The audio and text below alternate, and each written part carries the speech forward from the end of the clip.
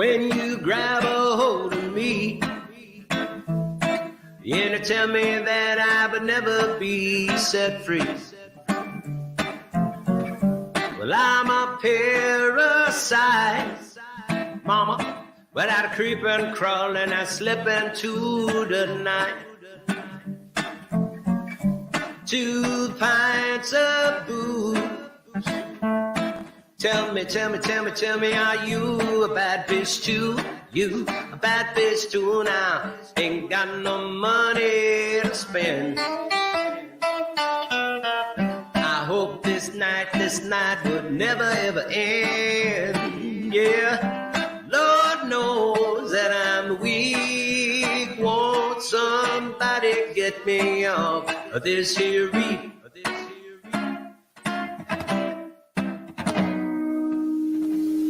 Well, baby, you're a big blue whale.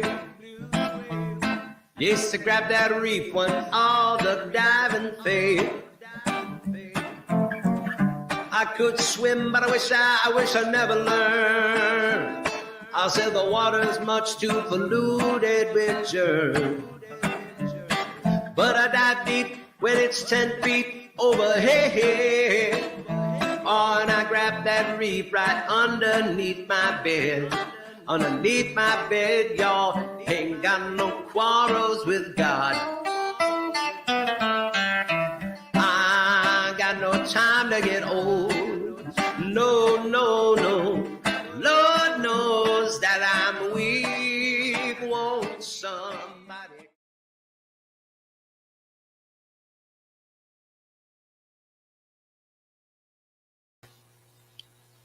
Hi, everybody. Welcome to another episode of Fearlessly Authentic. And I have the lovely, let's see, who's with us today? Who's here? Who is it? Say I. It says safe and effective. Safe. That's all we're going to say on the YouTube. So. Hi, Elle. That's the mantra. And effective. That is the mantra, right? Safe and effective. Yes. Tried and tested. You what? I'm tried and tested. Oh, you are. Oh. It says in the photo. I just watched the movie Mother. Is that it? That's it. Yeah. For the first time. So that was fun. That happened. We got our online store up and going this afternoon. That's mostly what I did. I did listen to a little bit of what we're going to cover, but super excited. Yeah. We got some stuff up. Hey, Vicky Adams. Hey, Chef Olmstead. Oh, shit. My bestie's coming this weekend for the Memorial Day car shows. Oh, Very nice. Nice. Love the cars. Oh, yeah. Damn Memorial Day is happening. Yeah. That's the big. Maybe I should do an action. We used to go to this like lots of fun for years and years and years, and it actually cost us money to go there and play, so that was kind of a drag. But the band that I used to play in is still incurring the cost, but still playing there after all these years. It's kind of funny to see everybody still like supporting that same like I don't know what to call it. It's like one guy has like this monopoly on this whole scene of like New England and all these bands and stuff, and he gets all those bands to sell all these tickets to all these people and has this big festival, and he keeps all the money, pays the bands like the bare minimum. And like we literally sold like $12,000 tickets one time. $12,000 in cash and tickets. Handed him, like everybody's handing him cash too. That's another thing that makes me suspect. All of the money is cash. There's no like, okay, well I'll just put these, tickets that you're fronting me on my credit card in case, whatever. I don't sell them all. And no, they just like, it's all dollar bills, y'all. And I don't know.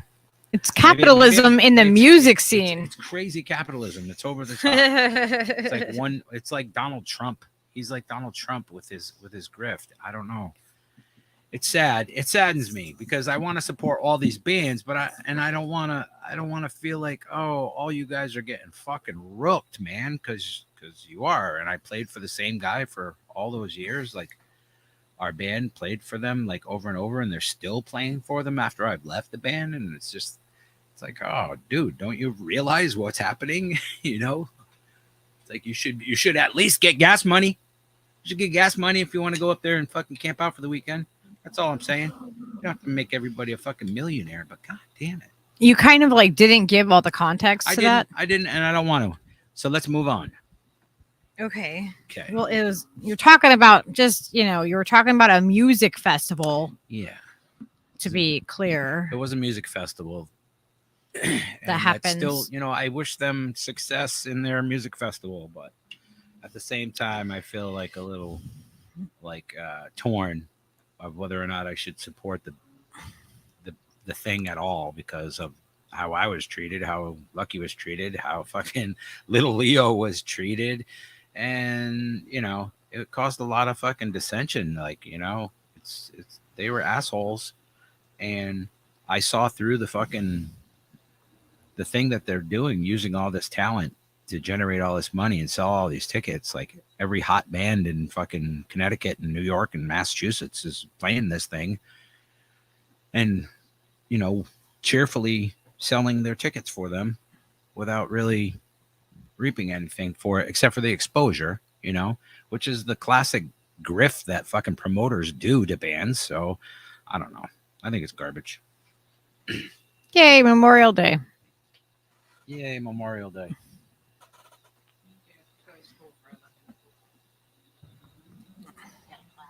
All right. Yeah, Wes said it's not much of a festival if it's a source of strife. Yeah. Yeah.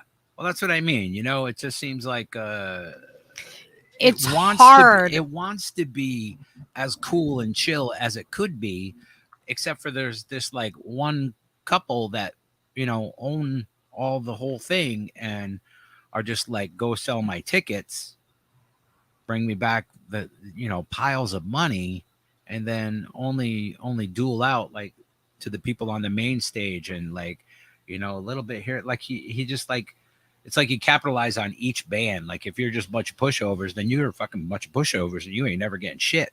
And that's basically what our band was. We're a bunch of mellow dudes who weren't like really stressing about it because we got to go there every springtime and play to our fucking hundreds of people that we wouldn't otherwise see. Thousands of them, in fact. But at the same time, it's just I guess that's what Memorial Day is for now for me. It's weird memorialize the good old days playing at the fucking Worm. But it to me, it's weird with the Memorial Day. Like, we're supposed to be like in memory and like it's a big celebration. Like it's kind of a weird thing. You can go get a sale on a new car or a mattress on and any of these capitalism-based holidays. You can go to car shows. Lots of good car shows on Memorial Day. Yeah, Shelly said that she's going to a car show. Shelly has a Bonneville. Oh boy, very cool. I like but old cars too. All right, let's say hi though. Hello to everybody. Hello everybody.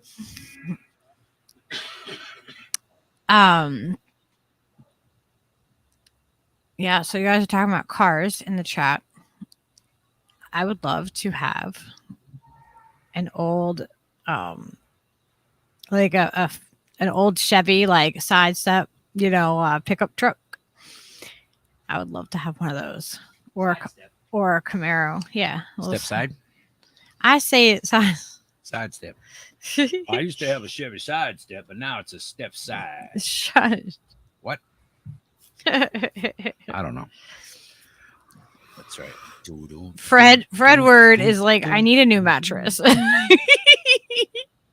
Well, I guess it's the right holiday, right? Is this the mattress holiday? Take advantage, yeah. I mean, Fred, get you a mattress, man. Fred Edwards, ladies and gentlemen, 6'7", and needs a new mattress. And Steve Wolf dude said it's Sheesh. it's a mattress sale day. Christmas has become Happy Honda days. Happy. I don't celebrate Christmas anymore, which is like really nice and really freeing. But yeah, it is. It's a money laundering holiday. That's I haven't celebrated it since I was a teenager, maybe. What, Christmas? Yeah, like 17, 18. I don't remember. Yeah, I haven't really like celebrated it in decades, but we definitely had it for our kids. But I don't know. I guess that's just the the subliminal messaging and fucking MK Ultra my ass. Fucking go to the store and buy shit that you can't afford every year forever.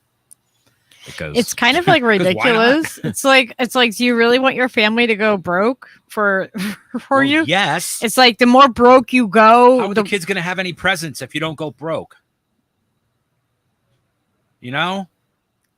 Come on. Your guys. presence is the ultimate present. Your presence is the present.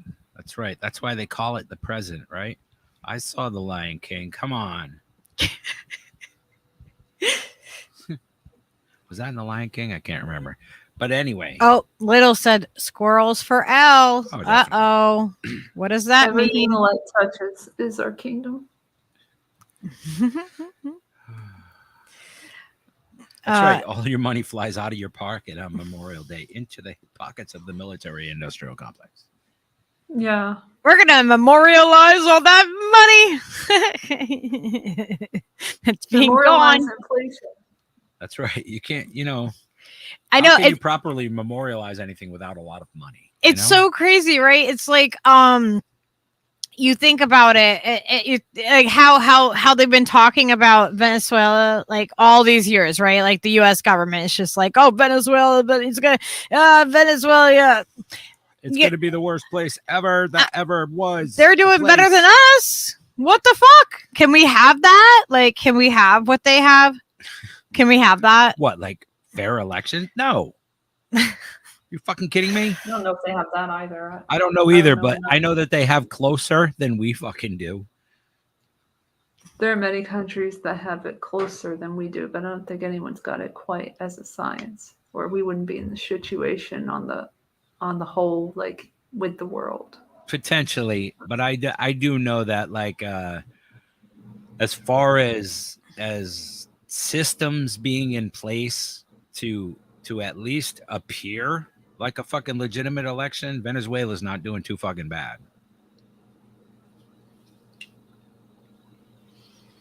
Yeah.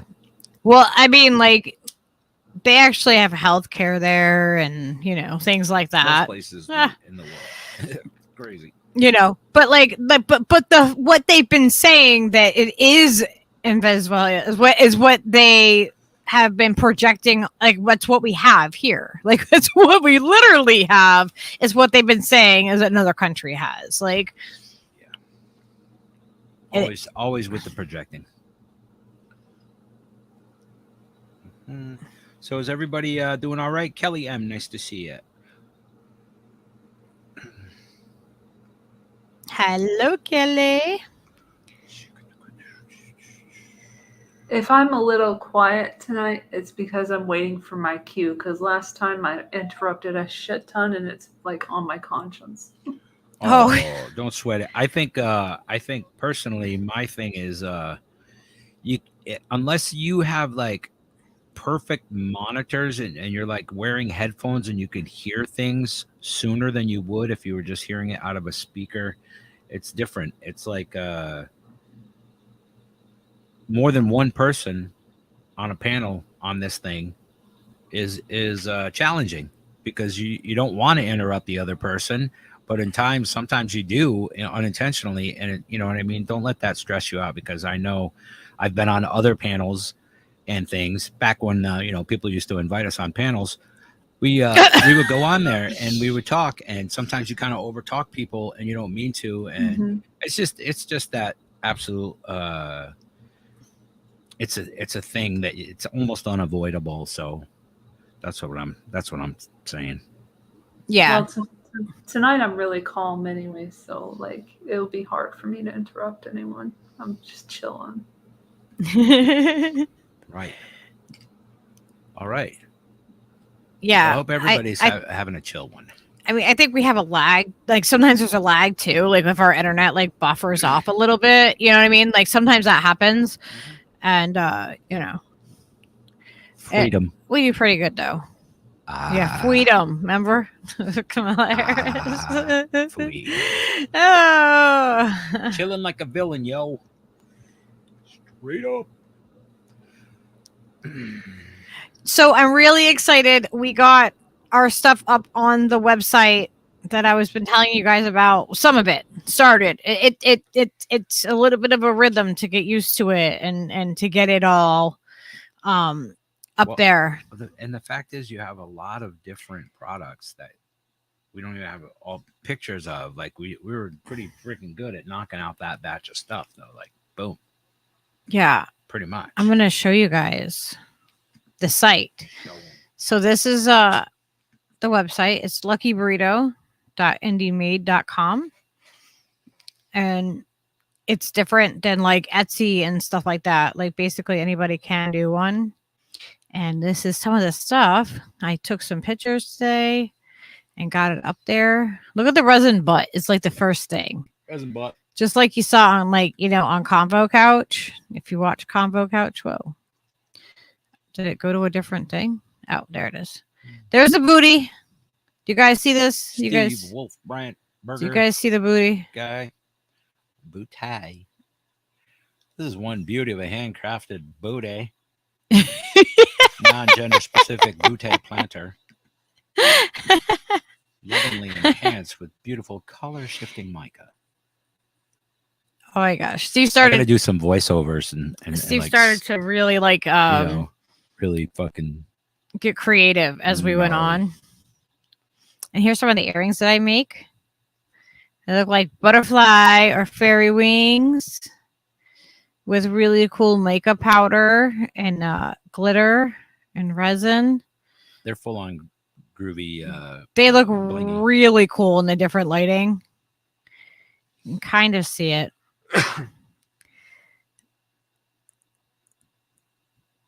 But yeah, I just want to show you guys some of the stuff that I got up and going and on the site. You got a bigger butt. You got a bigger butt planner. I don't have another mold for a bigger butt planner, but I love that it just says resin butt. It's just like there's a pot leaf ashtray. Trying to figure out how much to charge for the shipping and stuff like that is so weird. So we just try to kind of try to combine it in there, to cover the shipping costs, whatever it might be. Yeah, because pretty much if you ship anything at this point, it costs you $5. If it's going somewhere minimum, yeah. Even if it's a fucking, if you were something little is still $5. Yeah. Or a fucking nickel, it's gonna cost you about $5. Yeah. Crazy. But yeah, I just wanted to show that off real quick. We worked really hard getting these up and going today. And Fred brought bananas for the monkeypox. Oh, really? Delicious. Lotus flower. Oh, it looks really pretty. Do you guys like my photography? Isn't it lovely? It's not bad. I think you're doing all right there. It's good lighting, good contrast, good details. You could drag your mouse over the thing and it blows it up. It does. It makes it big. This right here, this ashtray, or not ashtray, it's a rolling tray, trinket tray, whatever. But it reminds us of bumper cars. Yeah. Did you guys ever do bumper cars? It's like going to the amusement park and everything has that sparkle, so much better. It looks so much better in person. You can actually see all the the bumper carness of it. The bumper carness of it. It's like a lot of sparkly metal flake in there. You can't really. Yeah. The photograph doesn't do it justice.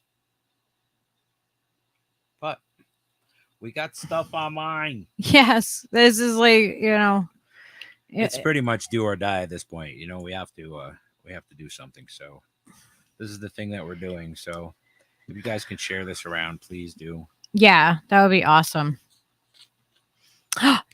Trish says that she's going to order a pair of earrings. Yay. Nice. It will really help out a lot. It will really, really, really help out a lot. Yeah. For reals. Butt mugs and baby Jesus butt plugs. Oh my God.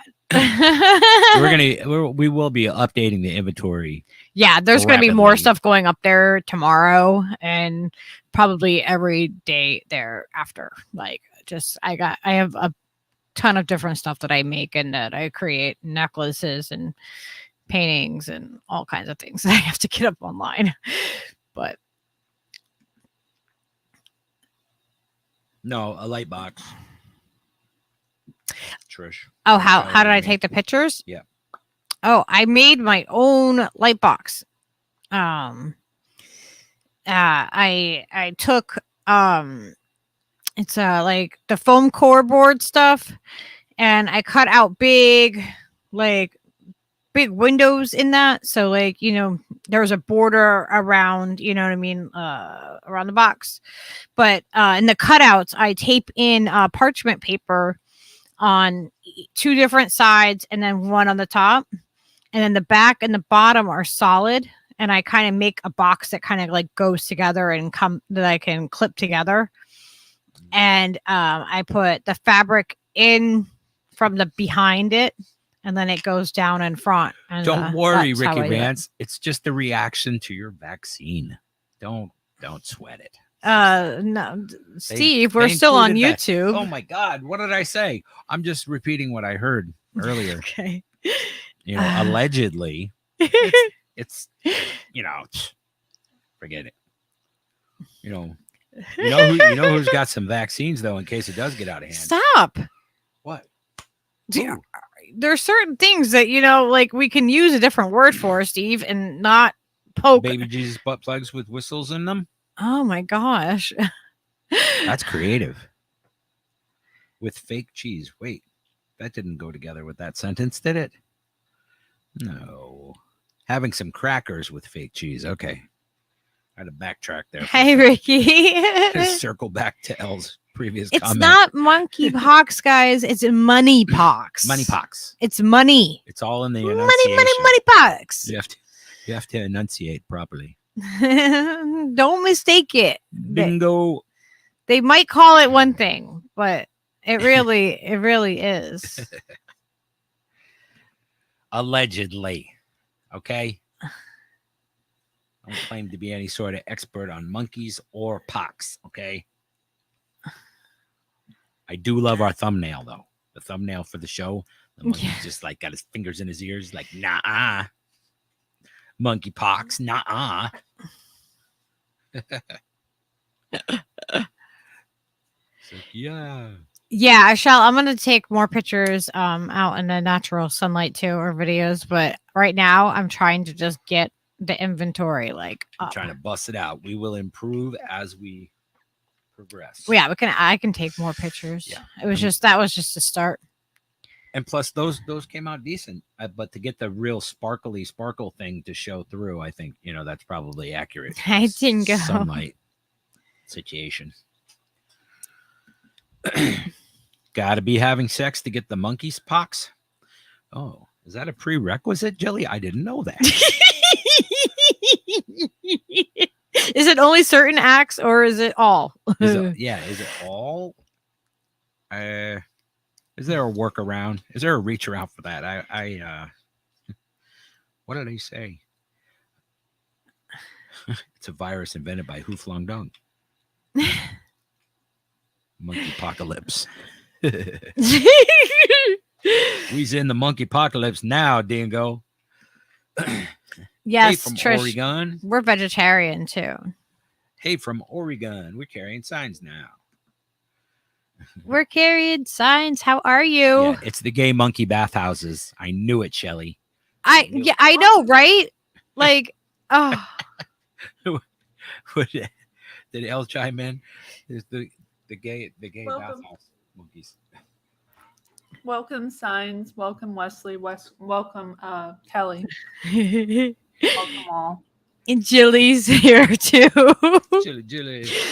It's those gay monkey saunas. That's what I was saying. It's the Speaking of which, I just put in the private chat, but we could look at if we're ready.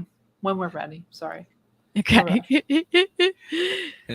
speaking of monkey nothing. bathhouses. But while we're talking about monkeypox, Yeah, I pulled up Good stuff. the thing. I saw this and I was like, "Wow, really? We're going here? Okay, all right." Yeah, This I is the mean, new narrative. Great. it's the new variant. It's can you get it from spanking your monkey, or it's just strictly have to have sex with it? I mean, Oh my god! I'm confused on the exactly how that works. I asked the monkey on the thumbnail, but he was like, "I can't hear you." La la la la la. Yeah, doesn't this seem a lot like the whole monkey AIDS thing? I mean, it really does. That's what I was telling Steve. I'm like, the way they're making this seem, the way they're making this seem. It's like they're reusing the script from the 80s. That is weird. Why would they do that? Yeah. And who knows how long we'll be able to talk about this. It's like it's not against the law. It's not against the YouTube law yet. That's exactly right, Miguel. He's like monkeypox. The K is silent. Yes, exactly. That's what I've been saying. Moneypox. It's moneypox. Yeah, it's. You're gonna want to scroll down because wow. So what's different about these cases? Miguel has it right. The one article we're allowed, I think. Are we allowed it? From LA Times, yeah. They usually just be like, all right, you have your one article. Fuck off now. I know, right? Take it and leave it. That's enough information for you. Well, remember at the beginning of everything else, the big C that we don't talk about, at the beginning of that, there was a couple articles that started out, right? Like they kind of trickled things out. All right. Do you want to read? Oh, yeah. What is monkeypox? I know what it is. Let's not go into the history of monkeypox right now. No, let's But yeah, it usually does affect African people, which is interesting. And now it's going to affect the whites. So everybody, watch out. Basically, I know, right? That's the news. I'm just saying what the news is. That's what they're doing. They're Oh my fucking gosh, it does racist. now. Monkeypoxes. It literally is endemic to a region, and oh my god, other people caught it, and they weren't even black. Not the Europeans. Ah, run away! That's not allowed. Get Gates on the phone. I know. He's involved. Oh yeah. Okay, let's scroll down. We know Yeah. it's shit. It's shit. It sucks. We hate It's it. bad. It's shingles on steroids. Well, it's in the smallpox family. Yeah, it was. And most experience the same things that, other things of this likeness cause, fever, body aches, chills, and fatigue. God, it sounds familiar. Huh. Yeah. Huh. There's only like 75 It can be different things fatal that for up give to you those 1 in symptoms. 10 people and is thought to be more severe in children. Get your booster seats. Oh. See, I can't say the other thing. Get your booster Coming seats, for your children. fucking kids. Get your booster seats, children. Yes. Yes. Oh yeah. How far down do I need to be going? I don't know where to go. Keep going.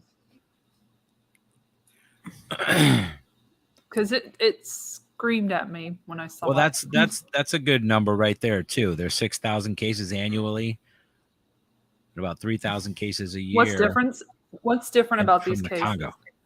Here we go. Yeah. White people. But anyway, It's the first time monkeypox appears to be spreading among people who didn't travel to Africa. See, that's the nice way of saying white people.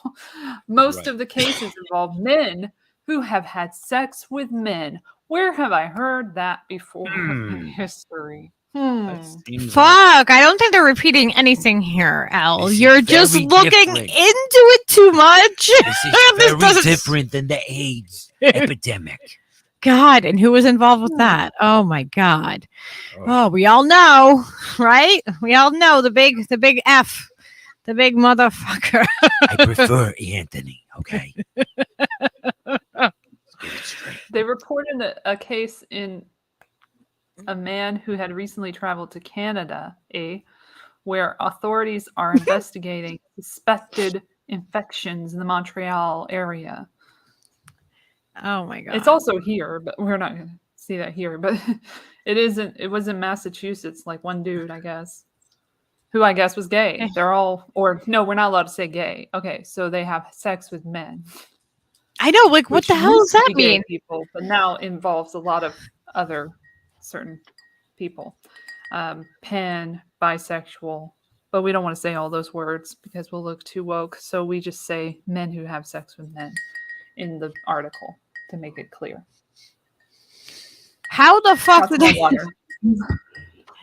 How do they think that that's okay to say that? Like, how? How is that? How do they think that it's okay to describe people in that way? I don't understand. It's like women who have sex with men. Like, when would you ever hear that? Oh, how You know what I gross. mean? Like, Shut your mouth. That's disgusting.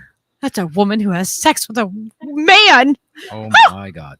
Where are Yeah, my pearls? Smallpox is allegedly the only thing ever eradicated by vaccination. The thing is, it didn't go away. They call it According to Bill other Gates. things allegedly. Yeah. Oh, Michael Allegedly, our Skinner government has something. gave indigenous people, blankets treated with. Yeah, By they nature, they passed it on ahead. that way. Yes. Okay, so sexual where? activity involves intimate contact. Did you know that? I didn't know that. Which one would expect to increase the likelihood of transmission. So you're telling Whatever me? person's Wait a sexual second. orientation, irrespective of the mode of transmission. One ahead. second now. You're telling me that sexual activity involves intimate contact? Yeah. All right. All right. All right. I just wanted to be clear on that. I wasn't. Oh my 100%. God, Steve, be nice to Elle. I'm sorry. I'm being silly. He's being difficult today. You should have seen him try to make all the descriptions for the stuff on the store earlier. He's like, he started getting into it, especially when we got to the butt planter. Like, that really got him going. Yeah. He had all sorts of things going. I 'Cause should it's have funny. recorded him. All right. Anyway, I back guess to I'll this. never get this monkeypox then because I don't do the sexy times. So, yay! Another win for Elle. Tragedy narrowly averted. Not my problem. That sounds more like a you problem. You yes. that sounds more like of a you problem. You have sex with men. Sex with people. Oh my God. That is so weird. But who that could they have would break possibly it down that way? predicted any of this? It's not predictable at all. Like, Oh, not at all. I didn't see I'm this not going coming. anywhere with that line of questioning. I'm putting anything in the private chat. Oh my God. It's not like they do exercises about this, like Are you- tabletop exercises with people who were involved in Event 201 and other exercises. No, of course not. It doesn't never sound anything like that. It's not like that Wait. happened 5 months ago at all. Like, Not Come on. even. It's not like they already bought the boops for this thing because it's Well, not like they do that kind of Interesting. thing. They got a deal, Billy hooked them up. I'm pretty sure. The Wesley Donison wants me to believe that you actually might include an exchange of bodily fluids in that act. I don't know. I've never owned a monkey, Wes. All right. Where's my? Oh, what fucking- about the monkeys that rim were like shot. found like on the truck. They fell off the truck or whatever. Yeah, and that lady, remember she got like pink eye? That was a good preamble. I know, right? And they probably made the movie Outbreak like really popular again on like this all these, like the sites that, Shelley just said it. They primed us with the 12 Monkeys movie, Bruce Willis and Brad Pitt back, fucking the Philadelphia incident. It's the same thing, man. They already thought every thought you could ever think. What? I love that movie. Terry Gilliam might be a CIA agent, but he makes some. Oh, they all are. Yeah. They are. Probably. Or at least, even if they're not, they're all friends with them. You know what I mean? They're all contributing to it. Oh, the monkey accident happened in an area an old friend lives. Yeah, I hung out in Philly a little bit, and there's some fucking rough goddamn hoods right now that used to be like not rough at all, like shopping fucking district and shit. Now it's just like shit is tore back from the floor back. I love how we're opening with monkeypox. Like that's our opening. Yeah, I mean, we're just going in. Let's bring it. Just doing why it. Put it off? Yeah, why put off now? Why bother waiting? Put off later. Yep, it's what's gonna be. Popeye has got it. Back. You're calling Grandma with the monkeys. Monkeys are gonna be banned, guys. You better get all your monkey stuffed animals, anything monkey. They did that in China with animals. Like they got rid of animals and killed them and shit, and they're still doing so. Yeah, because of the big C, the big brownies. The cove. I'm monkey see monkey do. That's the name. I'm convinced that it's just the cove. The cove. Oh, the cove. Monkey see. Y'all monkey know what do. I'm talking about when I say monkey the wants cove. some Carnation Revolution too. That makes perfect sense to me, Choosy. And it was poetic. Trish says that nice she identifies as a woman who is attracted to men. Okay. Oh my God, that's scandalous. Wait a minute. That's overly simplified, Trish. You have to have like a bunch of like flags and like labels and letters to help yourself identify. Okay, it's too simple. Yeah. I'm a person. I used to identify as who's attracted to people. I used to identify in my Pal Talk profile as a stoner love muffin. That was my thing. That was my whole thing. And people seem to accept it fine. I didn't need any abbreviations or anything. They're just like, stoner love muffin. Now, whatever makes you feel better. That's what I say. Who the fuck am I to judge? Yourself. Well, I mean to judge others. To judge others. I give Lucky a 7.9. Right off the rip. Hey, Rob Juno, you beautifully untamed bastard. Love that guy. We're getting into the POX. We're getting deep into the POX. I hope you guys washed your monkeys and are ready. No cross contamination, please. Exchange of bodily fluids or whatever. What have you. At least not yet. Wait till we get to the good stuff. Can everybody see Jilly? Can you see me, she says? Wait a minute. Stoner love muffin sounds delicious. See? You see what I'm saying, Kelly? Wait until you see the store. Like, he's going to have the freaking craziest names. Try the delicious stoner love muffin. Hazel Fave, I missed you. You snuck in here and I didn't see you. Made with 900 nanograms of THC. What about, Popeye's got a question. What about sea monkeys, Al? What about them? I remember those. Oh. I used to have those. Won't people think of the sea monkey children? Yeah. Kelly said, did anyone notice the map showing where the moneypox cases were occurring and there's no cases in call it Africa? that because I really want to call it that now. Yes. Moneypox, yes. Yes, It's the next money grab. The K is silent. Yes. I think we need to write a song about that too, by the way. That's pretty good. So That's pretty good. if you guys have any ideas for song lyrics for our Money POX song, let us know. Yeah. Please send them on over. Oz, great show last night. Heck yeah, you guys rock. Yes. Thank you, Oz. Rock and we love you. roll. Shout out to Roar Media. Shout out Raw Media and Shanna, I tried. the accidental activist. All right, so So yeah, I put it in the chat what we're gonna look at. So let me get on my phone so I can see where I'm going here. Yeah. Yeah. You got to give me times. I started It's pretty listening, great 'cause but I couldn't What? like listen to all of it. So I'm slacking. I did it for because you.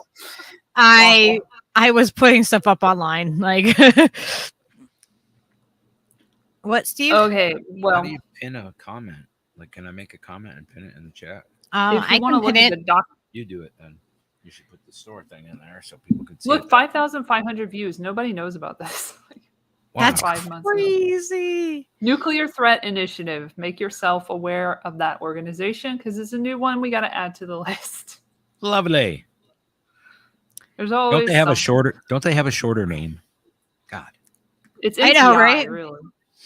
But if you go into the description there, it'll have the report, so you can like pull that up on the side.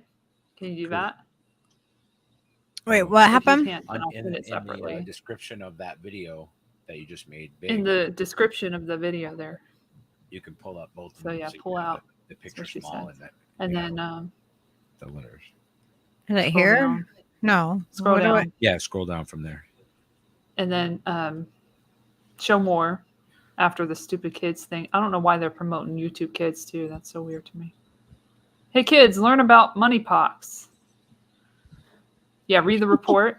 Now open that in a new tab so you don't close this one. Yeah. Do you want me to show that one then? Or Yeah, to preface it so we know what we're looking at because they're very technical about it. all right, hang on. I gotta They're referencing it at the beginning.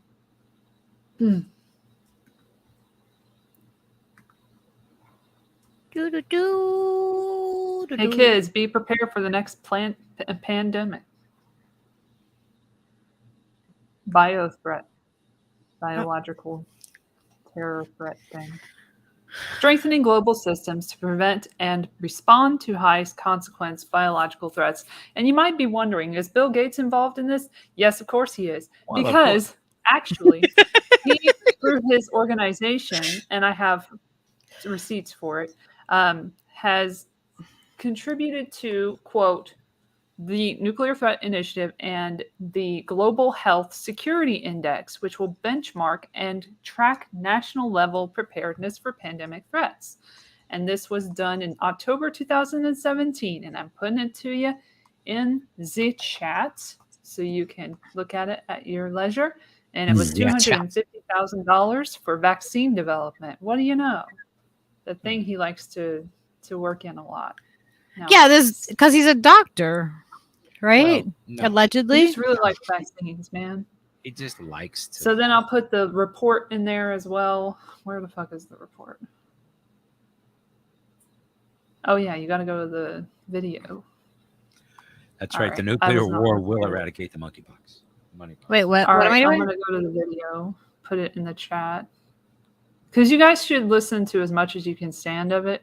Not all of it, probably, but as much as possible. I literally gave you this video, so I know it's here. There it is. Okay, dummy. Yeah, All it's right. on. Like I know what I have a page of it, but I have a lot of other pages, so I have to go through those. All right, here we are, chat. Here's the video we're looking at. My latest. It says desktop at the end. And then after that, I'll put in the fucking. Oh yeah, comments are turned off on here too, of course. Yeah, report. when you make So- it for kids, there are no comments. So maybe that's why it was labeled for kids. because you can't have comments when it's labeled for kids, but that's ridiculous. Like, why would they label it that way? I don't know. They're just telling me to try YouTube Kids here, and I don't know what that's about. But anyway, let me explain this. So, okay. It says in the description here, so preface it.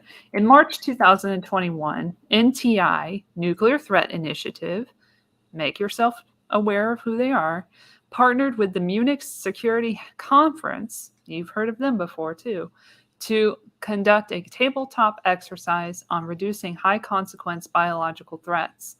The exercise examined gaps in national and international biosecurity and pandemic preparedness architectures, exploring opportunities to improve prevention and response for capabilities for high-consequence biological events. Participants included 19 senior leaders and experts from across Africa, the Americas, Asia, and Europe, with decades of combined experience in public health, biotechnology, industry, playing in the background, international security, and philanthropy, of course.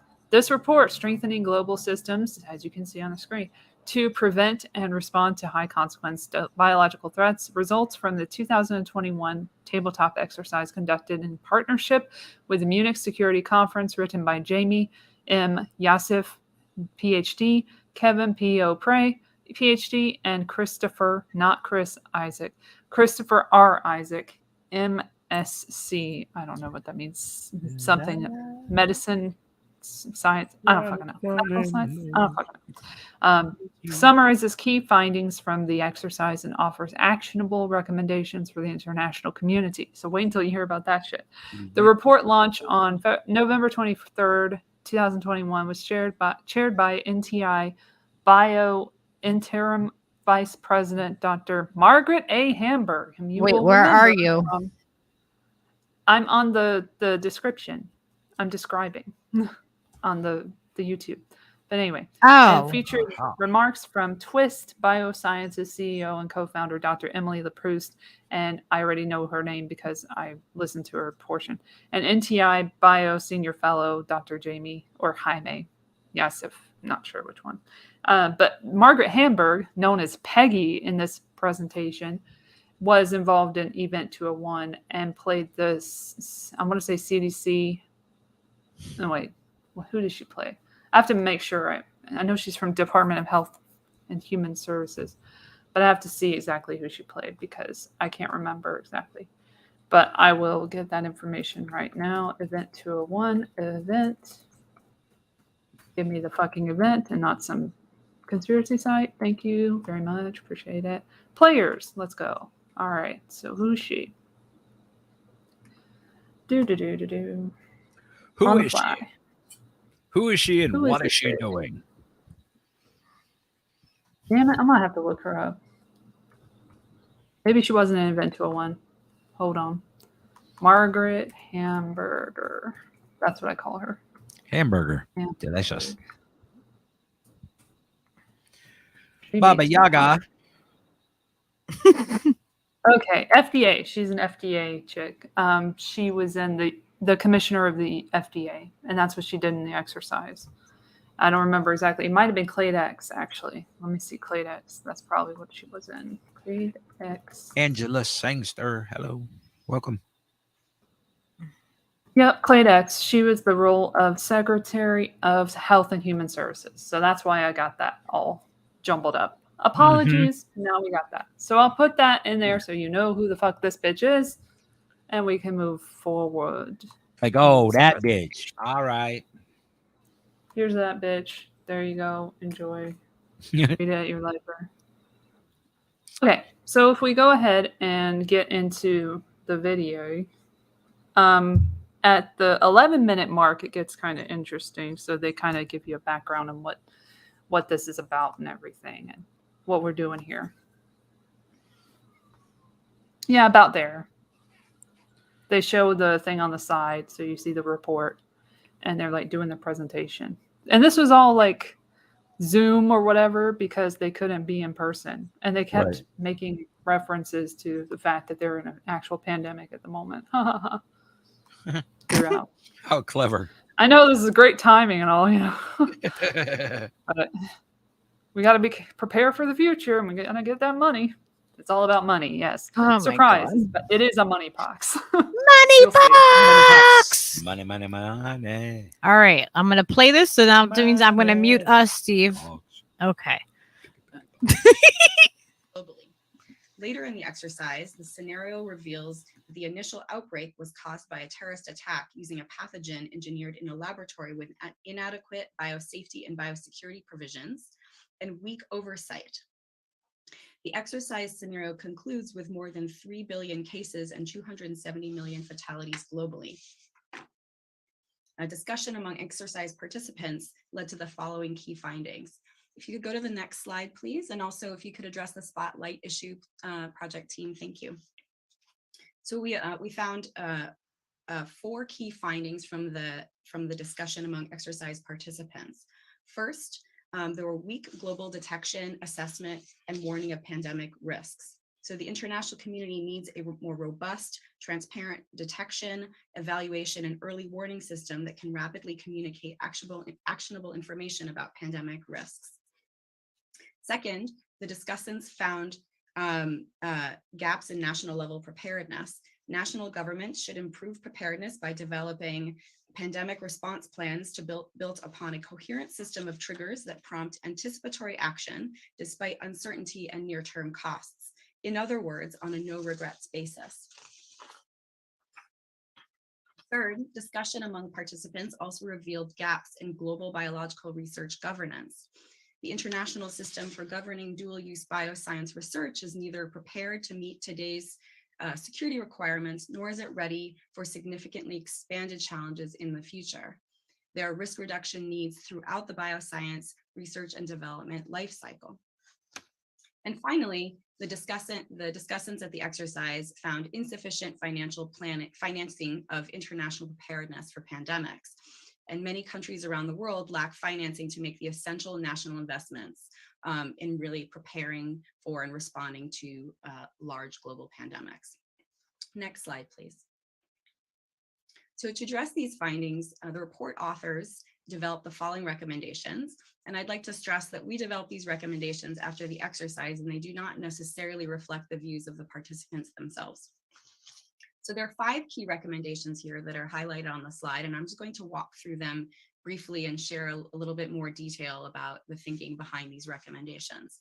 So first, bolstering international systems for pandemic risk assessment, warning, and investigating outbreak origins.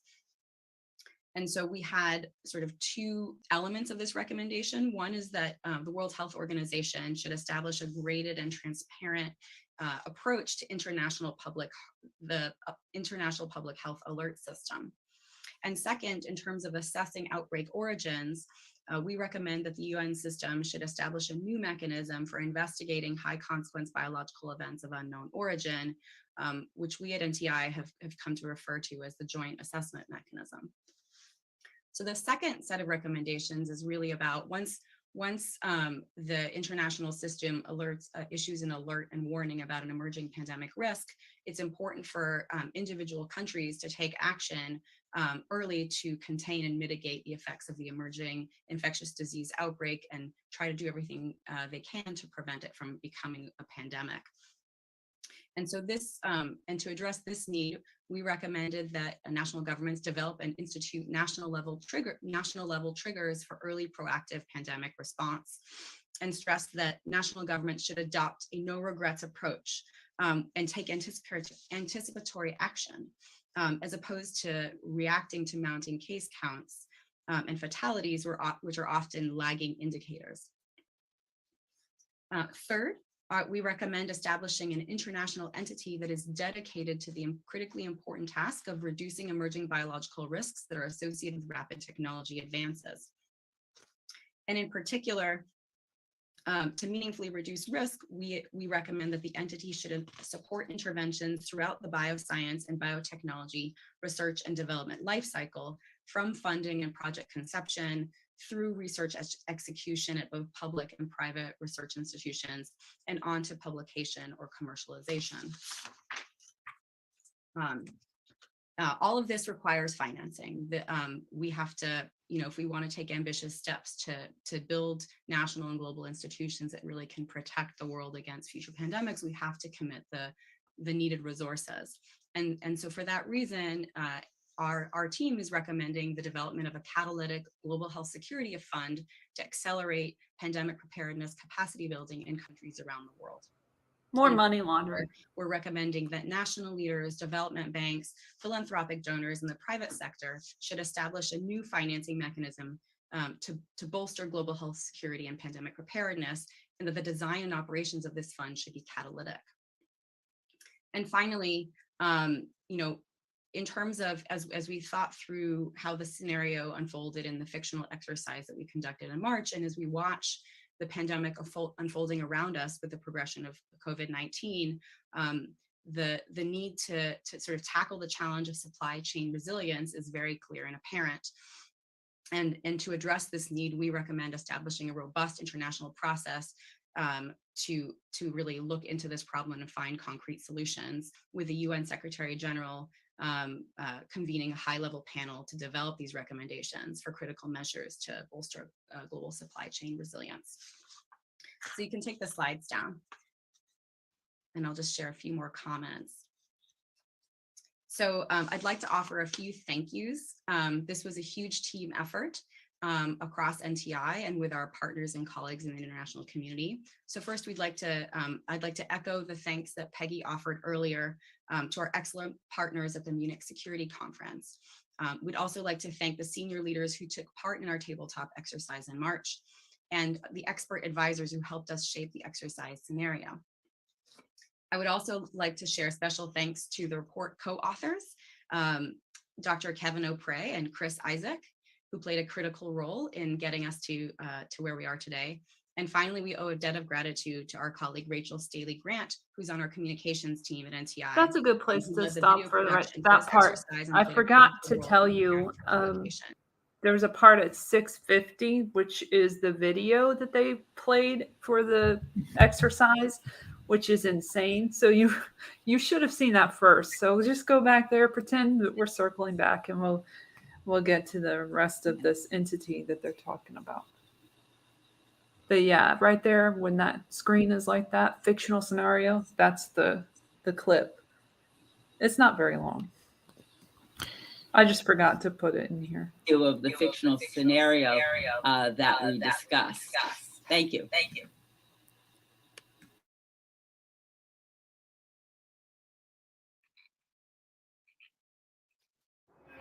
There are growing questions today around a new and deadly outbreak.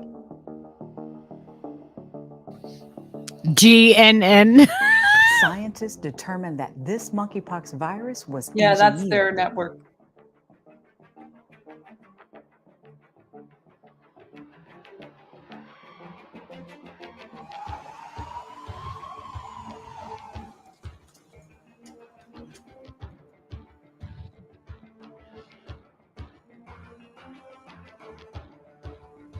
With limited antiviral drugs and no known effective treatments, countries around the world are struggling to control another pandemic with already devastating effects.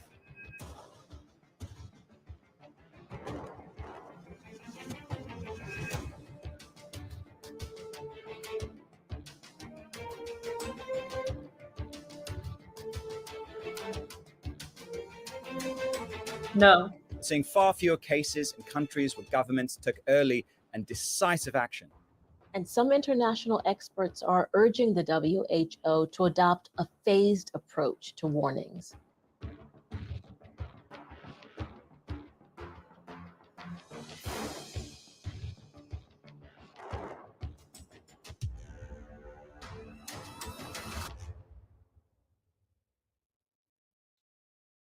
All right, yeah, that's the Thank you. presentation.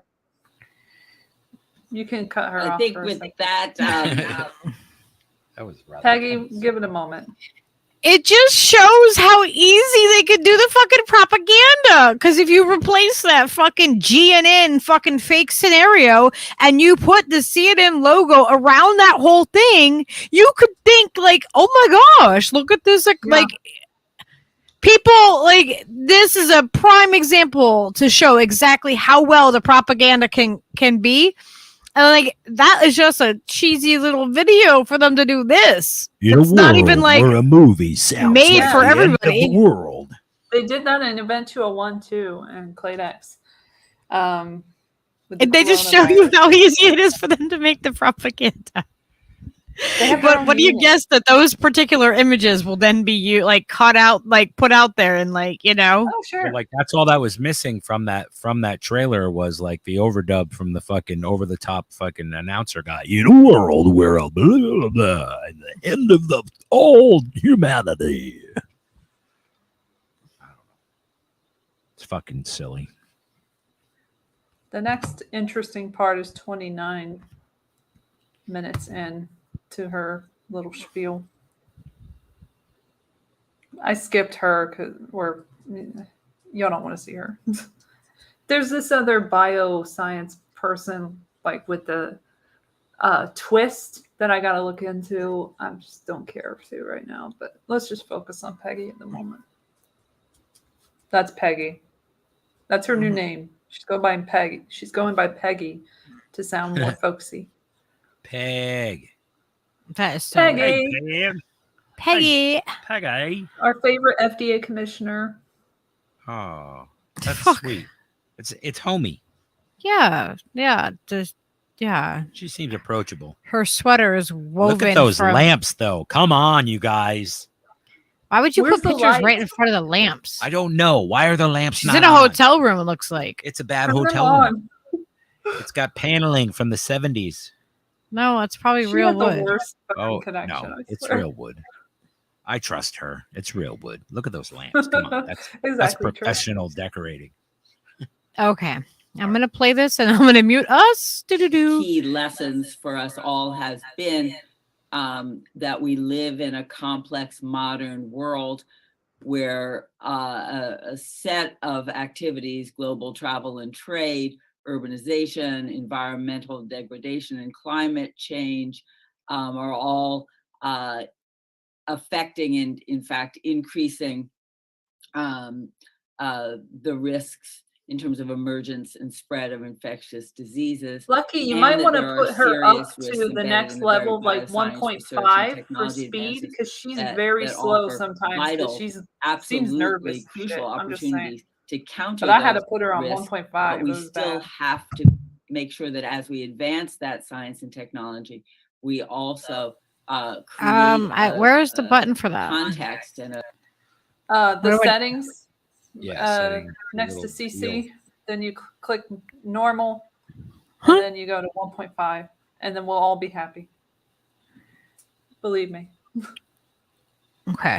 All right. We Later, got it. Rob, please watch the replay. that Thank will you. Bye. reduce avoidable risks that are associated with Love you, Rob. those powerful new tools of science. We also, I think, saw during COVID, continue to see during COVID, and it's certainly emerged during the tabletop, the importance of both scientific leadership and political leadership taking bold action to safeguard their countries and the world more broadly. But that one cannot simply react when a problem occurs. And the critical challenge that we all share now is not only to continue to work to get through the current global COVID pandemic, but importantly, to make sure that the elements of detection, prevention, and preparedness are truly in place in a sustainable way as we look to the future, recognizing the panoply of potential and very real threats before us, and the fact that we know that no nation is adequately prepared and that we don't have the international systems and global governance mechanisms to really address our current needs and the needs of the future. I think that the report, really underscores some of the key areas for focus and attention: the weak global detection, assessment, and warning of pandemic risks. We have to think about not just how to strengthen our traditional tools for surveillance and early detection, but how to apply the new tools, digital tools, population-based strategies in reporting, data mining, and we have to really think about the global architecture to enable early investigation and identification of source as we ensure that then appropriate responses can be triggered, and also so that we can better prepare. The issues around national level preparedness really speak to the fact that we have to strengthen core public health activities. We know that many of the countries during COVID that were most effective in responding were the ones that rapidly mobilized public health system that has to be married to the right medical countermeasures and medical tools, including testing, and that we have to have systems for public health and for medical care that are extremely resilient, that can be anticipatory, can be scaled up, and act in an integrated, coordinated fashion. We really have an urgent need, as Emily so powerfully outlined, to really fill in some of the gaps in our biological research governance, so that we can all profit from the fruits of important science and technology and apply it in these critical domains. But risk reduction really needs to be achieved throughout the bioscience research and development lifecycle, and that requires bringing together key partners across disciplines, across sectors, and across geographies to work in new ways, and to really commit to the recognition that these concerns are real and growing. And of course, as was noted, the need for a mechanism for financing international preparedness for pandemics. And that means financing strategies that are sustainable, that are targeted in ways that will help to ensure support for the critical elements of a comprehensive, coordinated system, and systems that will enable us to not only be better prepared for a crisis, but in fact will strengthen core capacities for public health and our health systems in countries around the world to make the world a better, safer place. So I think that with that, perhaps, we should, in fact, turn to discussion. I think the only last point that I'd like to make is that I think we all recognize that we have experienced these kinds of serious biological threats before. We have done many tabletops over very many years, recently. and of course, we're now living with COVID. Every time we talk about this is a wake-up call for action, we have to make sure that we don't just enter into cycles of crisis and complacency, but that together we work like we are to really ensure the kind of coordinated and comprehensive preparedness and response that's necessary. We have to think broadly about the threats before us and how we can address them. We have to develop the capabilities and tools to be better prepared, and we have to have both the scientific and the political will and commitment to make an enduring difference. Thank you. Okay, that's enough of Peggy. No more Thank you so Peggy much, after that. Peggy and Emily, for really thoughtful remarks. So yeah, that part, like, she's clearly just, scripting, like just reading. Serious, me too. And she's been here before. She's done this before. She's their go-to, and so she'll do whatever she can. It's all about money, I'm guessing, for her, because like, what else would be your motivation for doing this shit when you know what happened last time? You know what happened. Like, they know what happened. They know what transpired to make that happen. Yeah. But they can't say it out loud. They're not allowed. But like, they just get the money. And It's how all much about goes into like doing these freaking scenarios too? Like, I feel like that's just another part of a money grab. Like, it's like, are you kidding me? Like the amount that they spend just to ask for more. Also, like, it just seems to me like they didn't get too into the weeds about like the biological threat portion of this thing.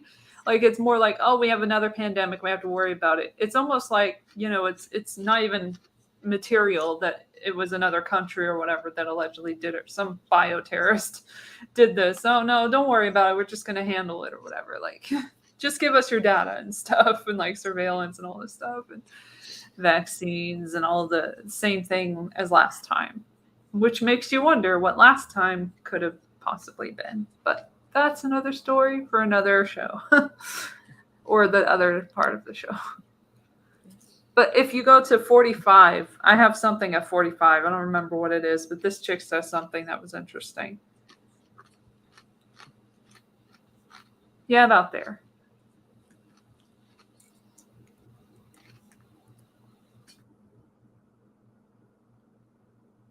as a result. And this really puts decision makers in a tough spot because preparedness can be pushed off the radar, especially as we find ourselves in the cycle of panic and neglect, where there's a lot of activity in the aftermath of a large event like COVID, and then over time attention wanes and the resources decline, and you have this cycle. So how can we really keep preparedness on the radar as we make progress? And really, how can we use the current political window of opportunity that the COVID pandemic has generated to drive as much systemic change and institution building and risk reduction as we can, so that we are better prepared for the future?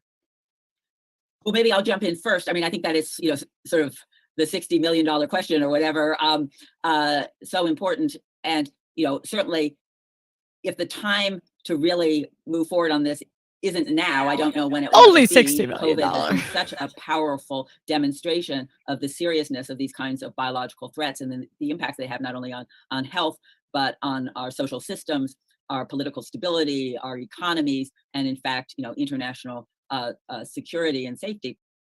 But the problem is that we do live in a world with so many competing priorities and concerns. And once the immediate crisis begins to recede from memory, so often does both the attention, the political and public will to do critical. We don't want people to forget that policies and programs are in place, and of course the funding.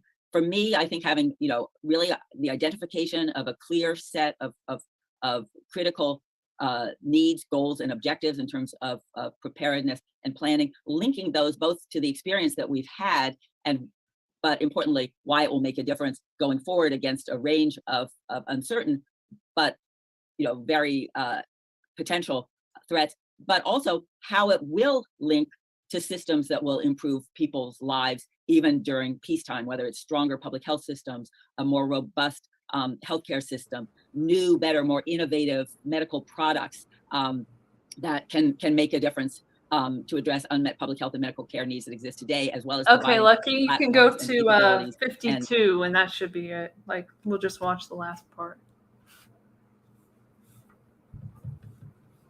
No more Peggy. The dedicated Sorry, Peggy. global biosecurity norms and developing tools and incentives to encourage a wide variety of stakeholders to uphold them. And there's a couple of questions from multiple participants about how this is going to work in practice. So one question that's related to this is, recognizing that there's already a range of key players in the biosecurity community that are engaged on some of these issues, including the Biological Weapons Convention and others. How can this entity really interface with existing structures to enhance existing work and fill gaps? And how can we make this synergistic? So that's part of the question. Another part of the question is, recognizing that we don't envision this entity as being world government. We envision it would be a sort of independent, non-governmental organization. It's not world government. Did you hear that? That was important. Wait, they what don't was envision that? it to be world government. They don't envision this to be the entity to be world government. Yet it is. Yeah, you might want to slow that one down. Yeah, I'm gonna take this. I'm gonna put her back on normal speed. Yeah, she speaks normally, so we might as well. How can it really have leverage and really get governments and funders that are engaged on some of these issues? I hear that again. The Biological Weapons Convention and others. How can this entity really interface with existing structures to enhance existing work and fill gaps? And how can we make this synergistic? So that's part of the question. Another part of the question is, recognizing that we don't envision this entity as being world government. We envision it would be a sort of independent, non-governmental organization that would offer tools and ideas about how to do this work more effectively. How can it really have leverage and really, get governments and funders and publishers and scientific researchers to actually follow its recommendations? How can it actually galvanize momentum and support to get everyone moving in the right direction, given that it doesn't have top-down authority? Well, I'll kick off, I guess, since NTI has been working on leading an effort to create a new entity, and what we're now calling an International Biosecurity and Biosafety. You can make her faster again. Science entity, IBIS. That will fill a gap in the global architecture around this kind of coordination and forward-leaning policy and program activity to both support the advance of very meaningful and important science and technology, but provide strategies for global governance and best practices to, in fact, reduce risks. This means working, as you noted, Jamie, with a range of different kinds of entities, working across disciplines, working across sectors, as Emily just underscored, in terms of the critical role of industry, academia, government, the need to engage national laws and regulations, but also the international community, and importantly, UN organizations, including WHO, but also the UN activities, including the BWC. But there are many organizations, whether it's scientific, professional societies, or the BWC activities that are dealing with different parts of this, where people sometimes come together, but there is no kind of locus to really support the continuing focus and really sole focus on this critical intersection and the gap that does exist in the current global architecture and approaches. So this would not be an entity that would be enormous. It would not be an entity that would try to mimic government, industry, or academia, but it would really be a hub for coordination, collaboration, issue identification, and the development of strategies, best practices, and linkages between organizations and activities that really will create a much more comprehensive approach to biosecurity and biosafety going forward, and hopefully enable us to fill that critical gap and reduce risks and make for a safer world. Well, thank you so much. Do you want me to play more? Thank you so much. Where are we even at? We're at 56.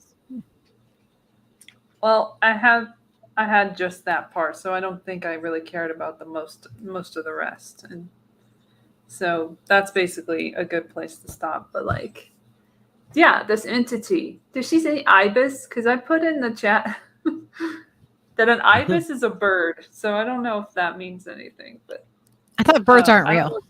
IBIS, but I don't know what the fuck that means, because I don't. The first thing I heard was her saying that in the whole presentation. I was like, wait, it has a name? Could y'all maybe go into detail about that a little bit? Because you just mentioned it out of nowhere. It's like, can you spell out the letters, please? What does the acronym represent? What did you just say? Oh my gosh, Peggy? you guys are hilarious. Popeye said they're gonna make Nina Jakowitz Supreme Court judge. Jakey Witch. Oh, I have a Jakey little more information about this organization, the Nuclear Threat Initiative. I'll put in the chat as well. Where am I? Oh my gosh. Welcome, Lainey Peterson. Nice to see you. Hello, Lainey. Oh my gosh. Yeah. And So Bird this is a Talker Hill. brand new organization.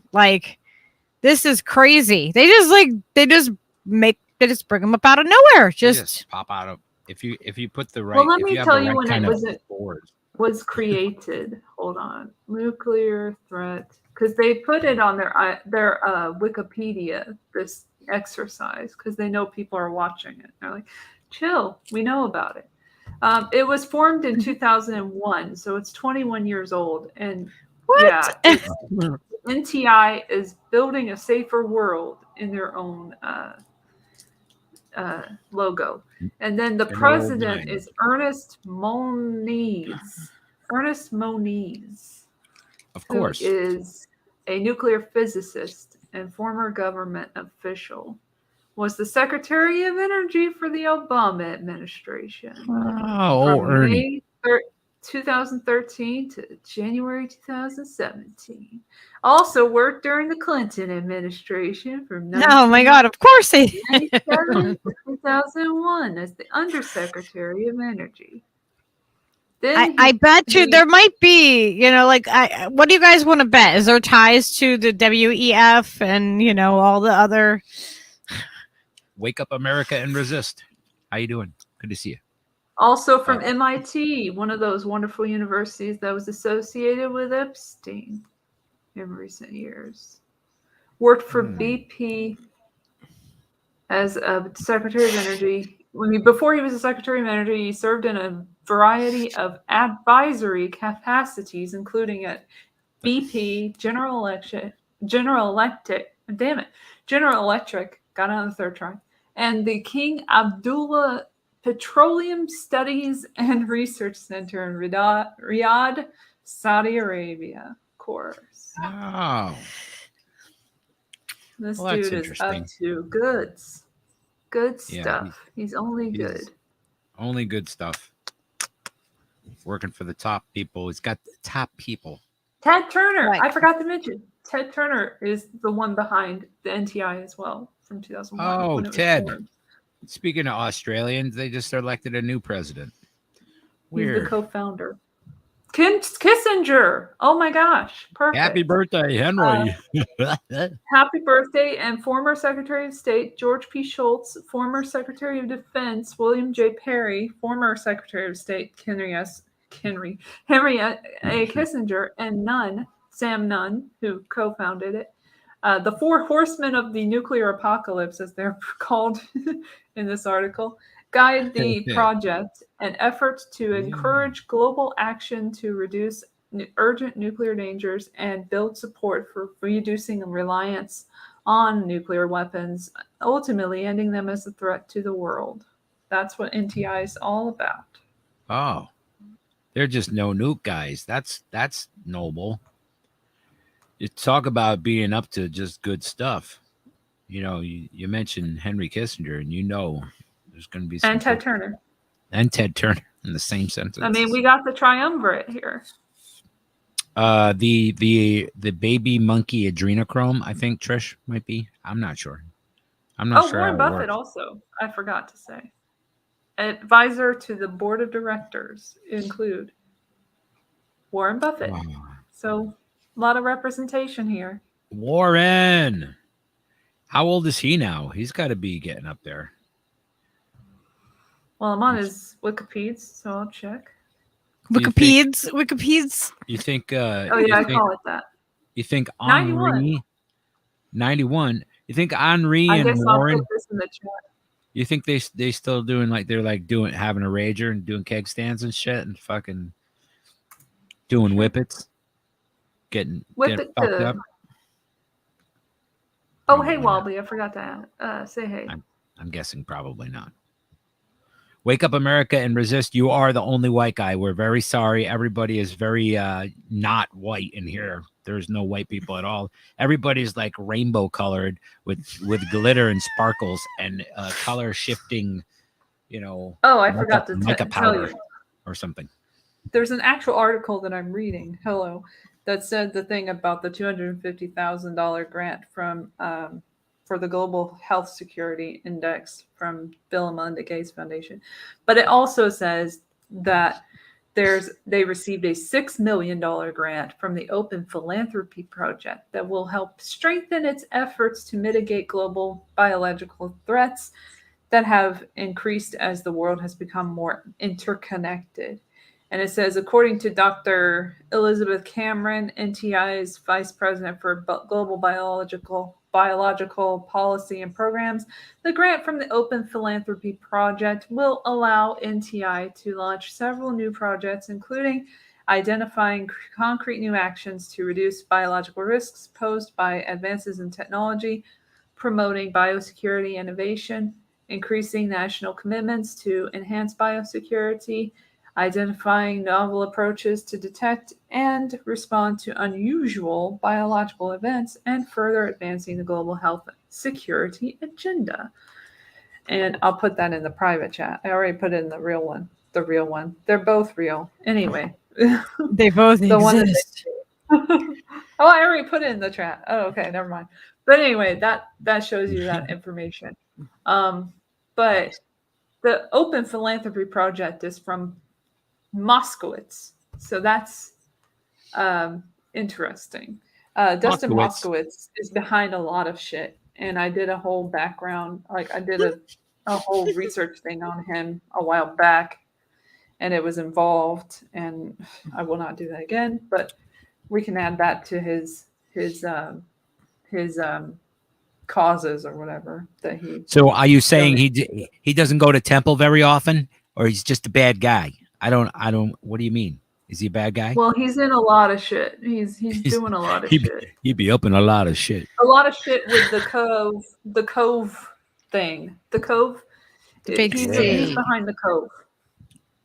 He down A with little that C. I He's love from the joke too. Facebook, That by was the funny. way. He was roommates with Mark Hates these Zuckerberg. kids. Oh, He does good ventures. Nice. He's against malaria. That's cool. Oh yeah. Wants to deworm the world. That's cool. Because did you check out to make sure that Odysee and Rumble are working? Like an hour in. I have not looked, but I will try to. He also likes Bill Gates and Warren Buffett. It should be fine. I think it might be. Let's see. Hold up. Let me see what it says. Yes. I see Rumble is working. I don't see anybody over here. We're going to have to go there to talk about the Cove in detail. I see. Some Cove shit has happened. We are live on Odysee and Alright. also Just making sure. I was like gonna go. I was the gonna Rumbles. put the link up, and I'm like, oh, I haven't been putting these links over. I like to try to put them in the chat for the other streams. Lots of rainbow unicorns here, Ricky And Rand I says. didn't do it. It's true. I believe that. Oh, I got another thing from the WEF because they're starting the annual meeting today, but there's no real news on that front. So you're lucky you don't have to hear about it. Everybody's getting fucked up at Henry's party. That's why. They're all raging. But if I go there, then it'll say the partners, because I didn't even see this when I looked at it last time on Thursday, but now I can show it to you. Oh yeah, if you scroll down, you'll see the open philanthropy part, and then we can move on from that part. Oh yeah, they're both there. So the people can see the thing. You know the thing. You know, That's what I was reading before. That's what I was reading before I write that part. The according blah blah blah. But yeah, then the Belinda Gates. Belinda Gates. Belinda. Yeah, Belinda. That's close enough. Belinda gave their money. And then we can move on. I don't even know this website. I just saw it on Wikipedia as a reference and went there. GHS. Oh, look at this. This is important because the Johns Hopkins Center for Health Security is, guess what, behind Cladex and Event 201 and some other things. So NTI is working with the Johns Hopkins Center for Health Security and The Economist. They're also involved in this shit. Intelligence unit to develop the framework for the index. So that is a one happy family. Bill and Melinda Gates also put in money and co-produced the Event 201 exercise as well as the Clade X one. So that is very interessante. Things that make you go, Has everybody hit that like button for us? We would really appreciate it if you did. I'm trying to get into the live chat real quick. It's all connected, guys. That's pretty much where we're getting. Yeah. Where are we going? We're just showing you the ways that it's all connected. The biosecurity complex is very not so complex. So if you get out of that and go to the private chat to the latest thing that I put, we can look at all the partners with the WEF for this wonderful thing that's happening from 22 to 26 of May, which is the annual meeting in Davos, which apparently we get 2 of this year. Lucky us. Yeah. How weird is that? They're going to do 2 in 1 year. And then be like, oh, this is the first one that's in person. Well, the other one wasn't either, but like it was still Davos. Like, whatever. Scroll down because they hide this good shit. And you got to find it by scrolling. I didn't even see it until today. I was like, oh, really now? There's the partners. Palantir Technologies, the usual suspects. PayPal, Pfizer. Pepsi. Oh my God. Volvo. I'm telling you. AIG, Honeywell. HP. Hitachi. Ruined. Yeah, I'm Goldman telling you, everybody's Sachs. oh, Salesforce. What? You guys have never heard of any of these guys? IBM, No, Google. AstraZeneca, What's Google got to do with Amazon, anything?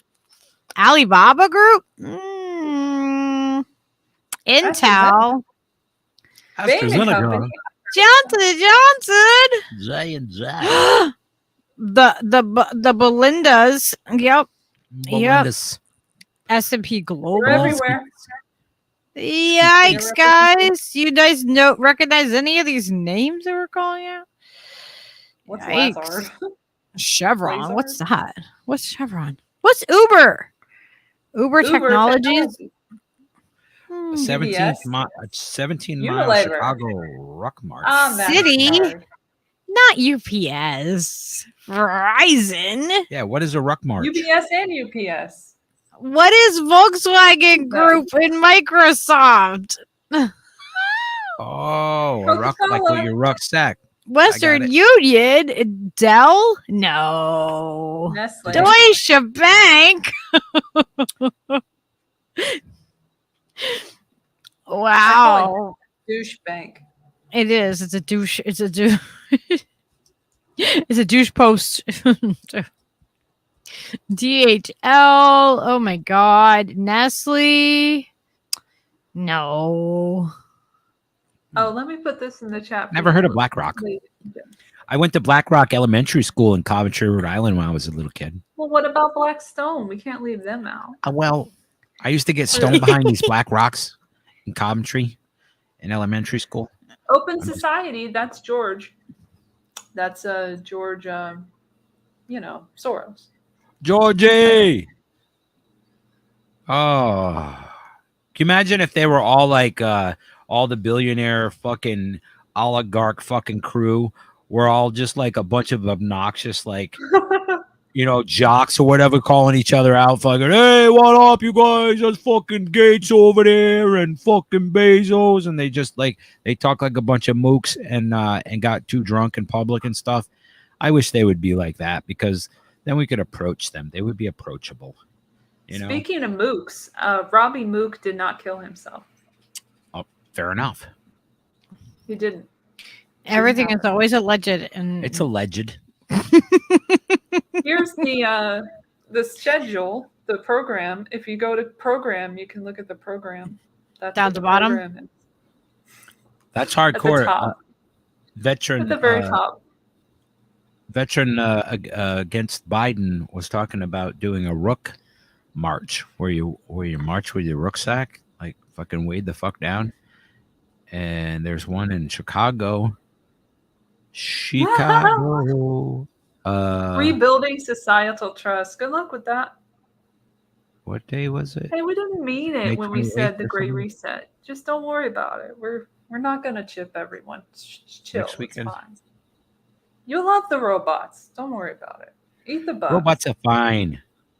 Haven't you seen the dogs? They dance. It's beautiful. You'll love them. Economic weaponry uses effectiveness of sanctions. Yeah, like because your sanctions love aren't sanctions. working. Oh, sanction this. Sanction them. Oh, I'm sure we're going to talk a lot about Ukraine and Russia. Future of future of globalization. We're both like, totally wait. have a future. Probably not that much on this platform. Even though we're on Achieving gender equality. Well, I look to WEF for that. They are going to bring us equality across the board. Oh, yeah. Responding to humanitarian crisis. They gave a whole half an hour Yep. to Ukraine. Probably one of many. amazing. Sanctions are China working. investment. I agree. Unlocking the social economy. Oh, prioritizing your mental health. Yes. Strategic Wow. outlook. Eurasia. Oh, look at this. Look at this. Eurasia. Welcoming Our remarks. favorite guy, special address. Look who that is. Klausy. He puts the K in monkeypox. I wonder if Klaus's daughter is going to be out there speaking. Yeah, Volodymyr, and then Spirit of Resilience, Ukrainian Voices. I wonder how great that's going to be for everybody to listen to. Does he? What happens if I click on this? Does it do anything? I don't believe. Does Oh, it? I don't. We'll see. Yeah, they give It's you a central. little thing, and they tell you who is going to be speaking. Yep. Oh, Berga is behind. He's the president. You'd think that Klaus is, but he's the chairman. Prime Minister of Ukraine. Office. The office of the Prime Minister of Ukraine.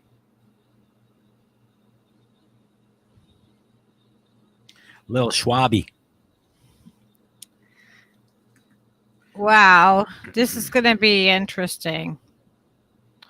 Yeah, I'm going to have to cover this. Pity me, chat. I do it so you don't have to. The view from Capitol Hill. Russia, what's next? I mean, what next? More war, I think. Money, monkey. Is anybody actually from Russia and are you speaking? Ian Bremmer. Wow. All right. Seen him on Twitter? Big time. Ian Bremmer, Alexander Stubb, Samir Saran. Have you seen Samir Saran rap? No. Upper speech. He's very Not quiet. yet. Kind of introvert. It's pronounced loose. Averting a global food crisis. That sounds relevant. The K is silent in Klaus too. The session was developed in partnership with CNN. Yeah, do you guys see this right here? Averting global food crisis. I wonder why their thing looks like a CNN logo. You know what I mean? Like, why would they do GNN? Like, why would they make it look like They like CNN? CNN. Oh, look at crashing airplanes into processed food plants. We're gonna have a CNN anchor as one of our public speakers. Woohoo! Ooh, the Julia United Nations Chatterley, World Food Program. Lady Chatterley, if you will. My mother gave me that. Not weird at all. Not weird at all. I have it on my bookshelf, which I cleaned. It's a fascinating and excellent. I kudos to your bookshelf cleaning abilities because it looked like a whole new place. I saw pictures. I saw I'm photographs. glad I don't have to buy a new bookshelf. Hell yeah. Equitable response to ending the pandemic. Oh, you look, want to but do that now? But look, Politico. Equitable responses. Why start now? You know what I mean? Like, how many? Look at this. I mean, they're in partnership with Politico.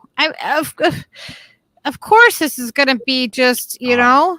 It's going to be top notch, ladies and gentlemen. Only the best. This is about ending it.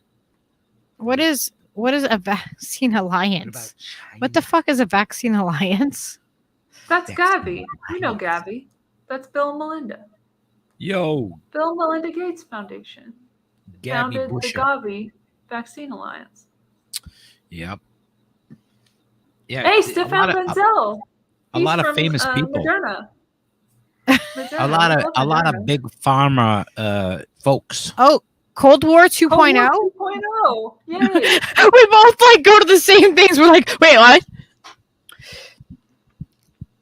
That sounds fun. Ian Yeah. Bremmer Wow. again. Exactly. Thank you, Ian. Can you guys guess what we're gonna be doing? Can you guys guess? What do you? I think we might be watching some of this shit. Ugh. Oh, we will. Ugh. AI on the Scare streets. everybody Maybe away. trust in the Follow us public over, square. and everybody will be fine. When is this? Because I don't even know what time it is in Davos right now. I guess I have to set Davos on my phone this week. That's what. It's on Monday morning. It starts. I don't know what their time is in comparison to us. I have enough of a. I'll get rid of Helsinki. It's a few hours away. Off. This is Switzerland. Let's see. I would say it's got to be soon. I guess, is Geneva close? I don't know. I'll put Geneva in there. Geneva can't be that far. 4:39 a.m. Yeah. That's how late it is, or early. I think they usually start at like 8 or something. So in a few hours. Yep. That's what I figured. But tomorrow, for sure, I'll get to it after my trial situation. Blue foods for a sustainable future? What is that? The fuck are blue foods? That's Not what even I. heard of that. Oh, delicious. Everything's turned blue. No, just it's fine. That's where we get the Blue Man group. They got the blue That's how they food. turned them blue. Let's see. They all originally went to New Orleans and got the blues, and then they had some blue food, and it was on. They've been banging on drums ever since. My skunk works. Does yours? President and Chief Executive Officer, United Nations Foundation, Harvard Kennedy School of Government, Oh, I got another thing for you. I forgot. Center for Ocean Solutions at Stanford University. That's what Gillian was into. Gillian Maxwell. She loved the oceans. Oh yeah. Very interesting. So yeah, we'll definitely cover Marine biology and some of this. pedophilia. We What might goes maybe better? we'll do an extra this week. Oh, look, and they're gonna have a special thing with Schwab and Kissinger. Yeah, they're gonna play quarters. It's gonna be awesome. I love it. It's gonna say then happy I have birthday. Your robot made it. I mean, Yay. A new You era of made it. digital money. We can't forget that one. Remittances of whatever the fuck it said. this Oh, is I mean this is like what they have. This is what they have planned for us, guys. Like this is Afghanistan. We're not done? Okay. no I thought we were done, but I guess we're not. transforming through trust. Yeah. Ooh, central bank digital currencies. That's coming up. CBDCs. Oh my Wake god. up call. Oh. Get off our land. Embracing climate A adaptation. wake up call from nature. I bet you this is one of these has got to have Klaus's daughter. Klaus. I can't say his Klaus. name. I can't say his name right. correctly. Klaus. It has Klaus. Stefan. Stefan's back. Vaccines will help nature. Okay, Stefan. Thanks for your contribution. Kissinger's pissed that everybody's still breathing. He's like, I sought The your sense. post-pandemic city, not business as usual. I sought your said the C word will kill everyone. This is crazy, guys. This is like I mean, So we can repopulate. we'll Building definitely be responsible covering data it. ecosystems. Huh?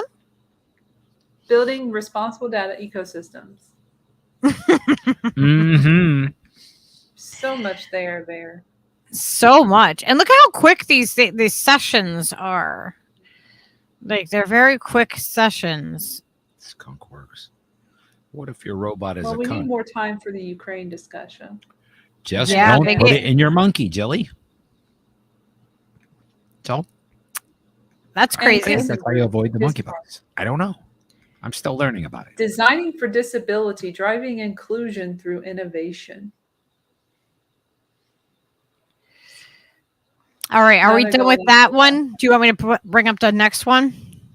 Oh, hell yeah, because this one's going to make everybody's brains hurt. So enjoy.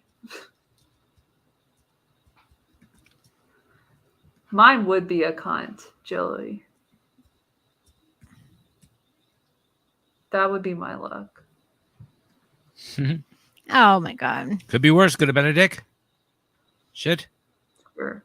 Why global skills passport can lead us towards a trust economy. Oh, that sounds beautiful. Yeah, I just saw this on their page and I was like, interessante. Lead us towards trust. I mean, what could be wrong with that? What's wrong Always with a that? passport. And really, you have to be led to trust. You can't just. Without it, we fear even the simplest exchanges that underlie all of our interconnected lives. Despite its value, trust is in short supply, not because we're individually untrustworthy. No, you are globally untrustworthy. But because our trust can't be demonstrated directly to the nearly 8 billion people we've never met. That's why we use proxies to simulate that trust, and credentials to stand in place of personal experience, brand names, diplomas, certificates, endorsements, all of value but none universal. especially across borders and cultures where varying definitions obscure the common truths we need to convey. In the upheaval of today's workplace, this failure of trust is acute. As jobs and workers reshuffle within countries and across them, both employers and job seekers benefit when they can perfectly match skills to roles. Within this marketplace flux, credentials and qualifications become both more important, harder to define, and ultimately trust. And trust is at the core of choosing who to hire. Skills-based employment for social mobility. In January 2020, at its 50th annual meeting, the forum launched its global reskilling revolution to benefit more than 1 billion people by 2030. There's that word, that number. 2030 again? That year that keeps coming up. 33303. 2030. It's always that's when we're gonna have nothing and be happy and eat bugs, right? The effort supports systemic change in recognizing the value of skills-based training and hiring over historical methods focused on work history and degrees. A skills-based approach is intrinsically more ethical than the alternatives, as it considers only what individuals are capable of, not their career histories or professional networks.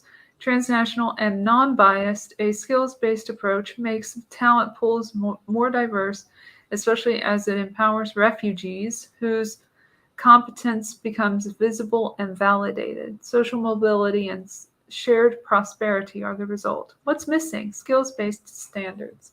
And yet, for all the importance of putting skills at the heart of recruitment and reskilling, skills themselves have yet to be standardized, which means there's no way to trust another's definition of them, much less their competency. What's missing is a common skills dictionary, one of the goals of the Forum Skills Consortium and its global skills taxonomy and framework. When an exacting and consistent vocabulary of common skills is used by workers, employers, and learning providers, they all benefit from the network effect where every new user increases the value of every existing one. Standardizing those skill definitions is one critical need. Validating skill competencies is another. The urgency is for effective credentialing consistent across countries, education systems, and industries. When available, these elements, taxonomy, portability, credibility, would combine into a global skills passport, a trusted, portable credential attached to each worker, empowering them with mobility and personal agency. Empowering? Empowered now. Take your Like- You are empowered. Empowering? This card gives you power. Because they care. They've shown that they care so much about us, right? Like that they want to empower us. That's why we make thriving wages, right? Like Consistent definitions, role specific and applicable across industries, portability, globally accepted, individually attached, agency independent, credibility, transparent, accredited, tamper proof, credentials at scale. While there is no single global skills passport, there are pilot programs being trialed across the globe, and common standards notwithstanding, all of them encounter a challenge that limits their ability to scale. Since 2015, Europe has trialed the European Qualifications Passport for refugees, a certification of academic transcripts, languages known, and professional experience, even in the absence of full documentation. Started in 2016, UC Davis's Article 26 Backpack project makes secure cloud accounts for refugees to store academic and work credentials. In 2018, several leading universities created the Digital Credentials Consortium, focusing on standardizing academic achievement. In 2020, UNESCO launched the UNESCO Qualifications Passport for refugees and vulnerable migrants. There are numerous related efforts, country accelerators, academic consortiums, Europass, and others.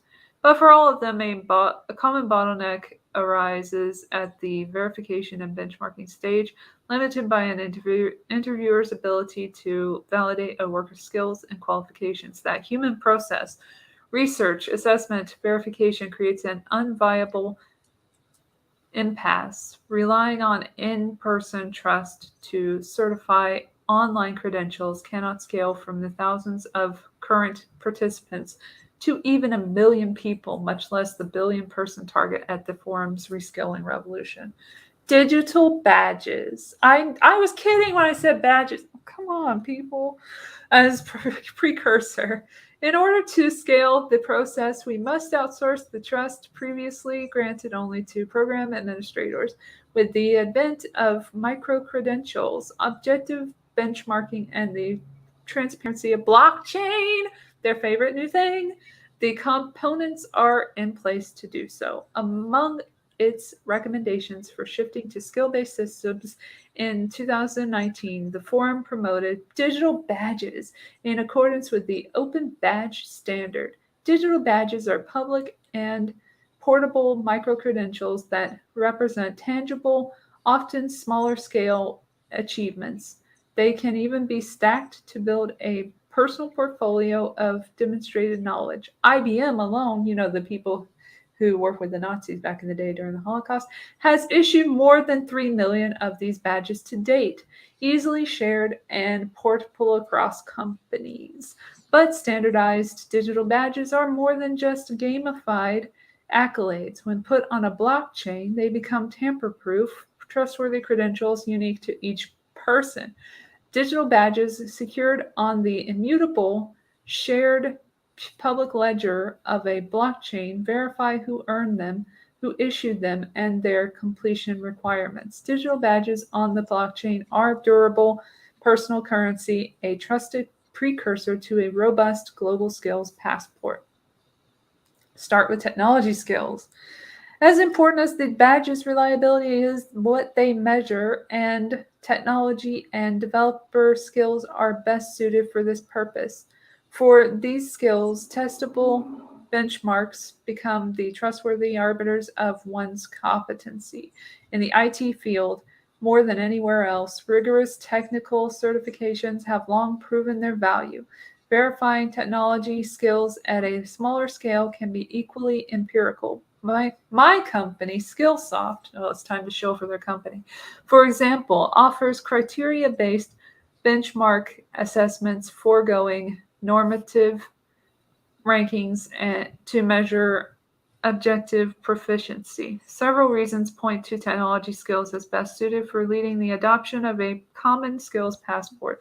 Their need is most acute. These skills are language independent and transferable across industries and countries. The assessments are strictly objective, and unlike, say, leadership skills, technology skills are less reliant on specific cultural nuance.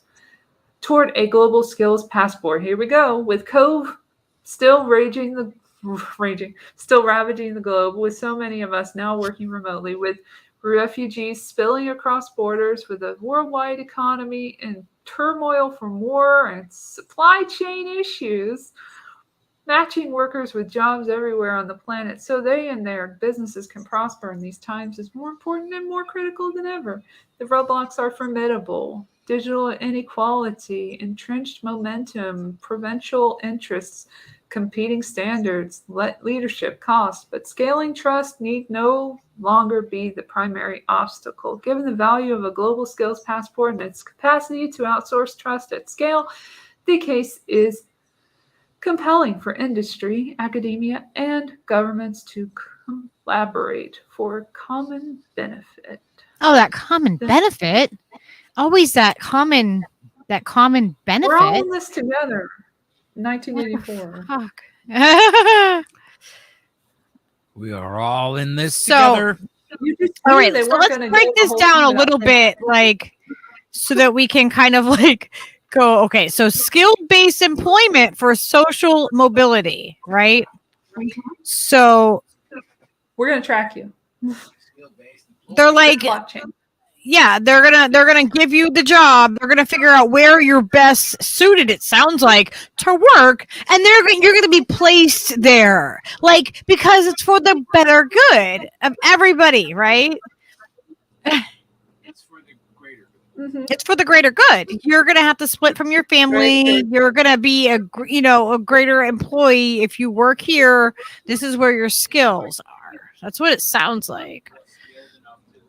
I like Baba Yaga. She said, badges? We don't need no stinking badges. True. I know. I'm like super behind on the chat. Okay. I was reading the thing. That's just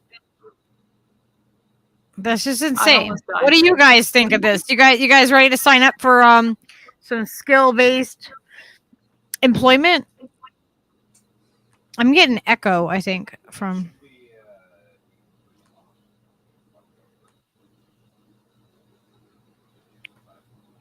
what? Oh, go off of this.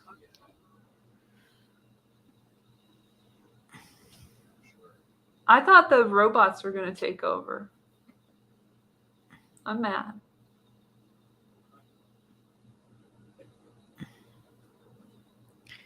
This is nuts. This is nuts. Yeah, but they couldn't go the whole thing without saying the C word. That came at the end. That's funny. It did. Like they can't miss that opportunity to mention it because that was part of the situation. Part of the plan to a lot of people anyway, including me. I'm going to go ahead and sign in on Rumble because we're going to start soon, I think. Okay. Everybody should get over to our Rumble. I'm going to get you guys the link, and I'm going to put it over here in the StreamYard, even though this is against what they want us to do. Oh, guess who came over? Oh, you can't see him. There he is. Oh. Kind of see him.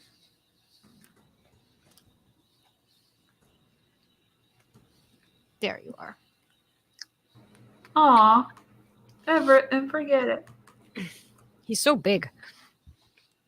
There you are. Oh, the handsome boy. I'm surprised his green eyes don't like disappear on the green screen. Do you see something, or are you just looking at the computer because Elle is saying it, huh?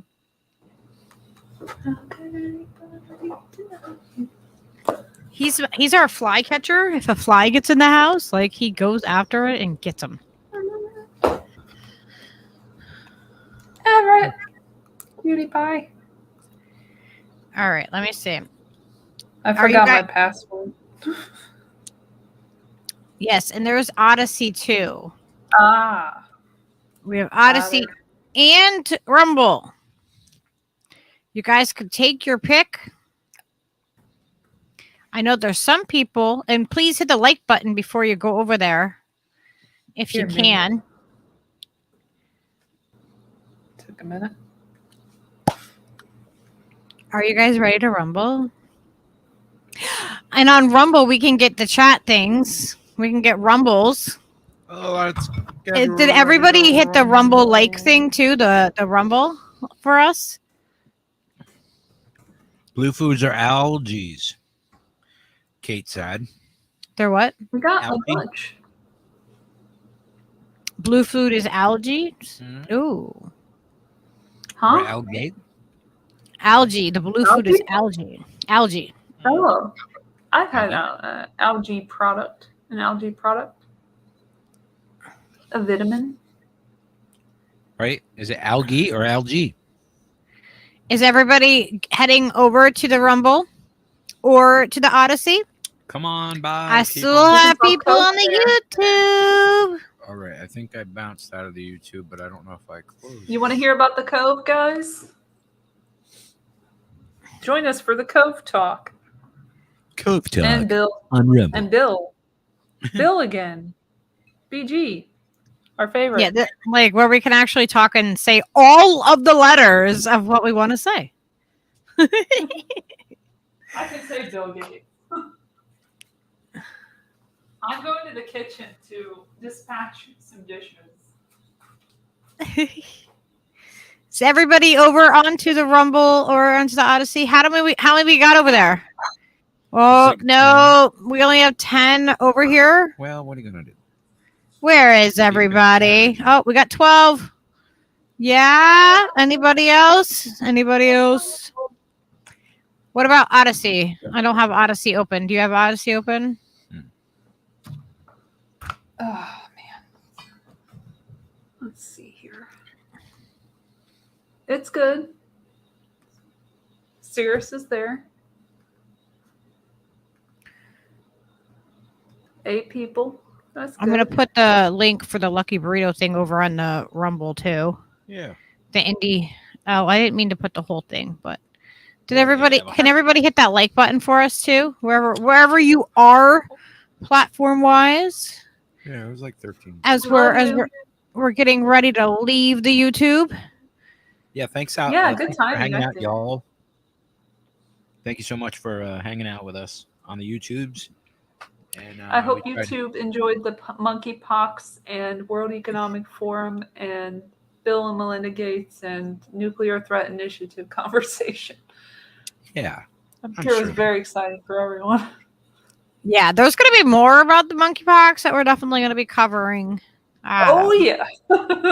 We only delved a little bit surface into the monkeypox. Yeah, I've been finding a bunch of stuff, and I'm like, all right, I want to I need to That's where do a little Bill bit of Gates comes verifications and things, and looking into it a little bit further. I don't. Julie said I can't decide which.